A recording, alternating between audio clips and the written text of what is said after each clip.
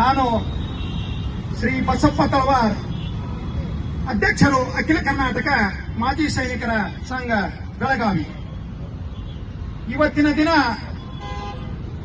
14ನೇ ಫೆಬ್ರವರಿಯಂದು ನಮ್ಮ ದೇಶದ ಅರ್ಧ ಸೈನಿಕ ಬಲದಲ್ಲಿ ಸರ್ವಿಸ್ ಮಾಡುವಂತ 44 ವೀರ ಯೋಧರು ಭಾರತ ದೇಶಕ್ಕಾಗಿ ತಮ್ಮ ಪ್ರಾಣವನ್ನು ತ್ಯಾಗ ಮಾಡಿದಂತ ದಿನ.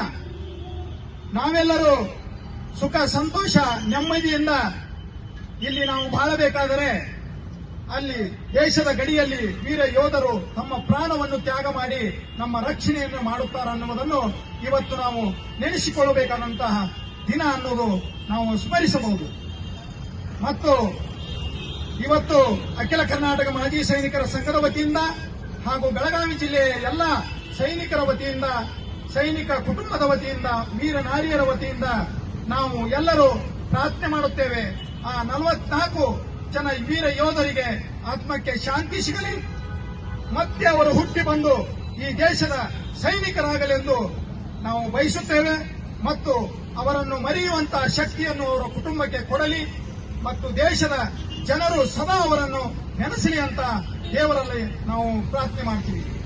ಮತ್ತೊಂದು, ನಾವು ಇವತ್ತಿನ ದಿನದಿಂದ ಮುಂದೆ ಕೂಡ ನಾವು ಈ ಸೈನಿಕರ ನೆನಪಿಗಾಗಿ ಈ ತರ ವರ್ಷ ಈ ಕಾರ್ಯಕ್ರಮವನ್ನು ನಾವು ಹಮ್ಮಿಕೊಳ್ಳುತ್ತಾ ಇರ್ತೀವಿ. ಮತ್ತು ನಾವು ಹಿಂದೆ ಕೂಡ ಈ ಕಾರ್ಯಕ್ರಮವನ್ನು ಮಾಡಿಕೊಂಡು ಬಂದಿದ್ದೀವಿ. ಈಗ ನಾವು ಸರ್ಕಾರದಿಂದ ಮನವಿಯನ್ನು ಕೂಡ ಮಾಡ್ತೀವಿ.